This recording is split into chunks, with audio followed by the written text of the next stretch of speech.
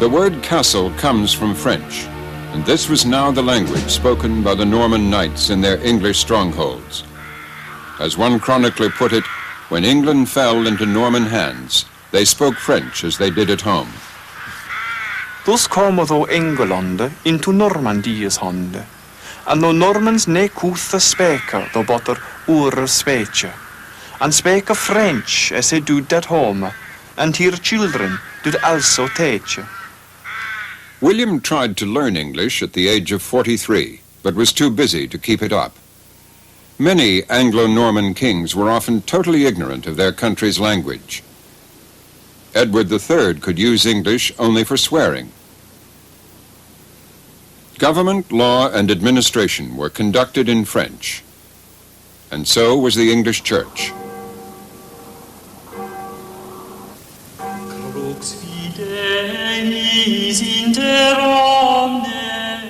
In the great cathedrals like Durham, the Normans slowly purged the English-speaking bishops. Next to French, Latin was the language of clerks and clergy.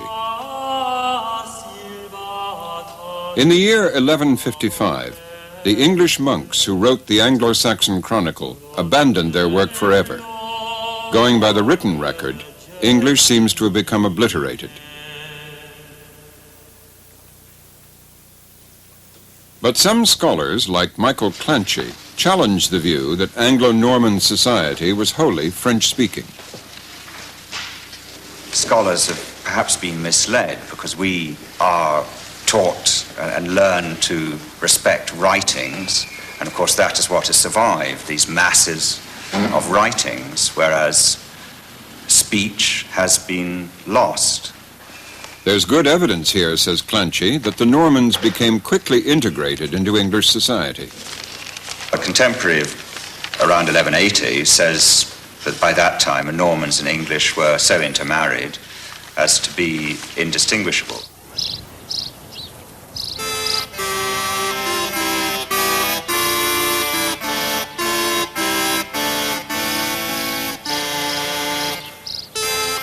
Imagine an Anglo-Norman knight living out in the English countryside, far from the influence of the French-speaking court. He might have married an English wife. Their children would grow up speaking English. Their nursemaids would probably speak English. Out in the fields, his serfs could speak only in English. In the local monastery, the monks would speak English, and so would the humble parish priest. Clanchy can demonstrate, in fact, that by 1250, Anglo-Norman children were learning French like a foreign language. You can show from 1250, from a knight called Walter of Bibbsworth wrote a book designed for English-speaking people to show them how to speak French. And so French was a language which educated people could speak, but I think it was, by and large, a learned language. The surviving sermons and prayers show that in some ways English had remained largely unchanged. 100 years before the Norman invasion, the Lord's Prayer sounded like this. Ure Fader, du de arton heofenum, si dine name je halgor. 200 years after the invasion, the Lord's Prayer sounded like this. Ure Fader, that art in heavens, hallowed be thy name. Clanchy has found startling new evidence that English didn't die out as a written language. This document contains the first known example of written English in a government document after the conquest. In the old script, the word looks like Hamlet, but it's actually nameless, meaning pointless. The French of the castles and the Latin of the churches did not touch the structure of English. But the Normans did have a huge impact on its vocabulary.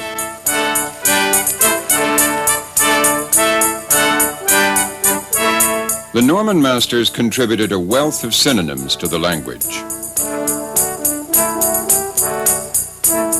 Before the Normans, there was one word, kingly.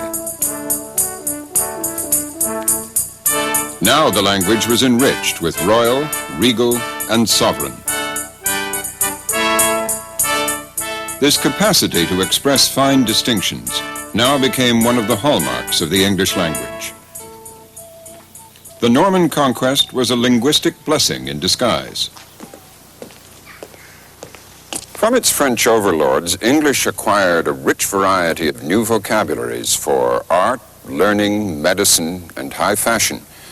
In the law, French supplied virtually all the commonly used terms: felony, assault, larceny, perjury, plaintiff, defendant, judge and jury, even attorney. The same was true for the monarchy, the church, and the military, all areas of power and authority. So great, indeed, is our debt to the Normans that a mischievous Frenchman once suggested that English should be known as a dialect of French. English gained a staggering 10,000 new words from the Normans. These twin traditions, Saxon and Norman, have given us a vocabulary at least twice as large as French, Spanish, Italian, or German. So anyone who writes and speaks in English has a vast menu of words to choose from.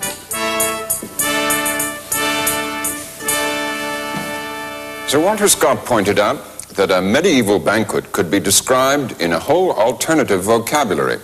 Chicken could be poultry, deer could be venison, sheep could be mutton, calves could be veal. To this day, the use of French words has a certain snob value, suggesting sophistication or savoir-faire. The structure of the language was changing too. Sir Koning is now the king.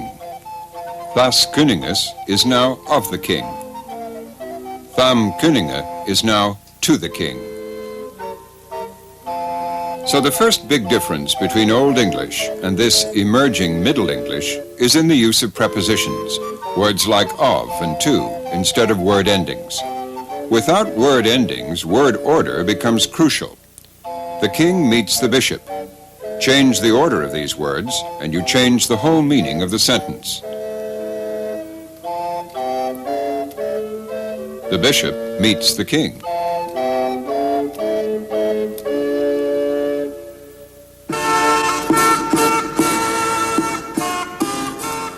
This was the English, Frenchified and Latinized, spoken around the year 1350 by the courtiers, merchants, and scholars of the capital.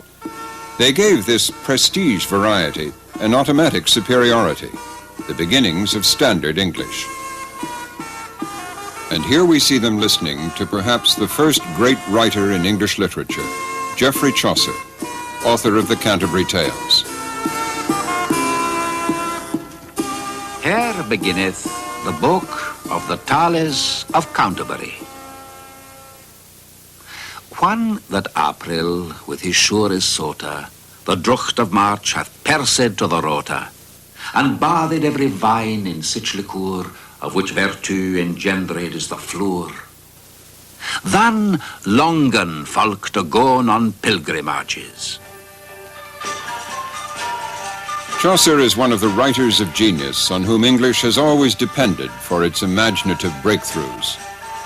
He wrote about all classes of men and women, the knight, the priest, the prioress, and the wife of Bath. Chaucer was alive to the potential of English.